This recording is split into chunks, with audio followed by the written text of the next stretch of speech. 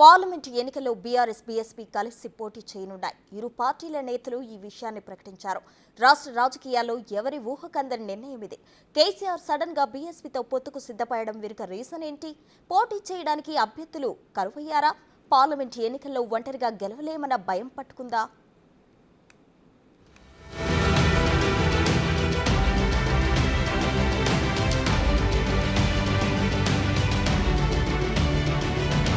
Assembly ఎన్నికల్లో ఊహించని ఓటమి. మరోవైపు సీనియర్లు పార్టీని వేడ్డంతో బీఆర్ఎస్ దిక్కుతోచని స్థితిలో ఉంది. దీంతో పొత్తుల కోసం స్నేహహస్తం చాచింది. ఇందులో భాగంగానే బీఎస్పీతో పొత్తు పెట్టుకుంది. బీఎస్పీ రాష్ట్ర అధ్యక్షుడు ఆర్ఎస్ ప్రవీణ్ కుమార్తో కేసీఆర్, కేటీఆర్, హరీష్ రావు గంటన్నరకు పైగా చర్చలు జరిపారు. చర్చల అనంతరం ఇరు పార్టీల అధినేతలు మీడియా ముందు మాట్లాడుతూ పొత్తు నిర్ణయాన్ని ప్రకటించారు. దేశంలో సెక్యులరిజం ప్రమాదంలో పడ్డ ఈ పరిస్థితుల్లో సెక్యులర్ పార్టీ అయిన బీఆర్ఎస్తో పొత్తుకు నిర్ణయం తీసుకున్నట్టు ప్రవీణ్ కుమార్ చెప్పారు. దేశంలో కాంగ్రెస్, బీజేపీ రెండింటినీ కట్టడి చేయాల్సిన అవసరం ఉందన్నారు. నాగర్ కర్నూల్, వరంగల్ నుంచి పోటీ చేయడానికి సిద్ధంగా ఉన్నానన్నారు ప్రవీణ్ కుమార్. ఈరోజు లౌకికత్వం అంటే సెక్యులరిజం, లౌకికత్వం ప్రమాదంలో ఉన్నది. మరి భారతీయ జనతా పార్టీ చాలా పెద్ద ఎత్తున కుట్రలు చేస్తూ ఉన్నది దేశాన్ని చిన్నభిన్నం చేయడం కోసం. మరి పూర్తిగా రాజ్యాంగాన్ని రద్దు చేయాలనే కుట్ర చేస్తూ ఉన్నారు. సో ఆ పరిస్థితుల్లో మరి సెక్యులర్ పార్టీ అయినా, మరి సెక్యులర్ భావాలు కలిగి సెక్యులరిజాన్ని నిరంతరం కాపాడిన మరి భారతీయ రాష్ట్ర సమితి, అదేవిధంగా పెద్దలు కేసీఆర్ గారు, వారు మరి నేను బైంజీ మాయావతి గారి ఆశీస్సులతో మరి వారిని కూడా కలవడం జరిగింది.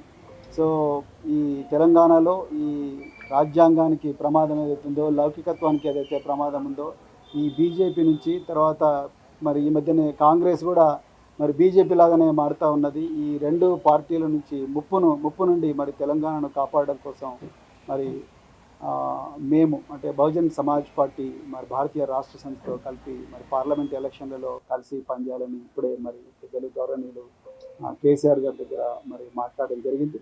దేశంలో సెక్యులర్ పార్టీలు ఏకమవుతున్నాయని, అందులో భాగంగానే పార్లమెంట్ ఎన్నికల్లో బీఆర్ఎస్, బీఎస్పీ కలిసి పోటీ చేస్తాయని కేసీఆర్ అన్నారు.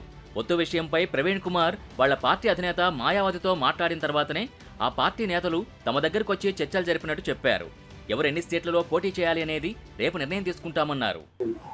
తీసుకొని మేము చర్చల తర్వాత కలిసి పని చేయాలని చెప్పి స్థూలంగా ఒక నిర్ణయానికి వచ్చాం. పని చేస్తాం కూడా. మిగతా విషయాలు మీకు కావాల్సిన లెక్కలన్నీ రేపు రేపు అనుకుంటాం. బీఆర్ఎస్ సడన్ గా బీఎస్పీతో పొత్తుకు సిద్ధపడ్డం వెనుక రీజన్ ఏంటి? కేసీఆర్ కు పార్లమెంట్ ఎన్నికల్లో గెలవలేమన్న భయం పట్టుకుందా అంటే నిజమే అనిపిస్తోంది. ఒంటరి పోరాటమేనంటూ అసెంబ్లీ ఎన్నికల్లో బీఆర్ఎస్ బోల్తా పడింది. బీఆర్ఎస్ నే నమ్ముకుని అసెంబ్లీ ఎన్నికల్లో 1-2 టికెట్లు ఆశించిన లెఫ్ట్ పార్టీలతో కూడా పొత్తు పెట్టుకోవడానికి కేసీఆర్ అంగీకరించలేదు. అలాంటిది ఇప్పుడు బీఎస్పీతో పొత్తు పెట్టుకోవడంపై అందరూ ఆశ్చర్యం వ్యక్తం చేస్తున్నారు. గత ఎన్నికల్లో బీఎస్పీ ప్రభావం కూడా అంతంత మాత్రమే. సిర్పూర్, కాగజ్ నగర్లో పోటీ చేసిన ఆర్ఎస్ ప్రవీణ్ కుమార్ 3వ స్థానానికే పరిమితమయ్యారు. అయినా ప్రవీణ్ కుమార్తో పొత్తుకు సిద్ధపడ్డం దళిత ఓట్ల కోసమేననే చర్చ జరుగుతోంది. లోక్సభ ఎన్నికల్లో టికెట్ ఇస్తామన్నా పోటీ చేయడానికి బీఆర్ఎస్ నేతలు సిద్ధంగా లేరు.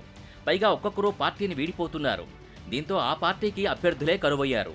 పూర్తి స్థాయిలో అభ్యర్థుల్ని ప్రకటించలేకపోతోంది బీఆర్ఎస్. కేసీఆర్లో అసెంబ్లీ ఎన్నికల్లో కనిపించిన దూకుడు కూడా కనిపించటం లేదు. ఒంటరిగా పోటీ చేస్తే డిపాజిట్లు కూడా రావనే భయం కూడా పట్టుకుంది. దీంతో పొత్తు పెట్టుకోవాలి, ఎవరితో పెట్టుకోవాలి అనుకున్నప్పుడు ఆ పార్టీ ముందున్న ఒకే ఒక ఆప్షన్ బీఎస్పీ. కాబట్టి బీఎస్పీతో పొత్తు పెట్టుకున్నట్టు తెలుస్తోంది.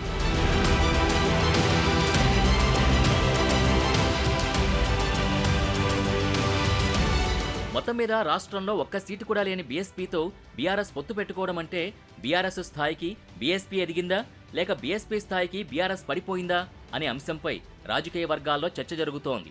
గత 10 ఏళ్ల బీఆర్ఎస్ పాలనలో తీవ్ర అన్యాయానికి గురయ్యామని ఎస్సీ, ఎస్టీలు కేసీఆర్పై తీవ్ర ఆగ్రహంతో ఉన్నారు.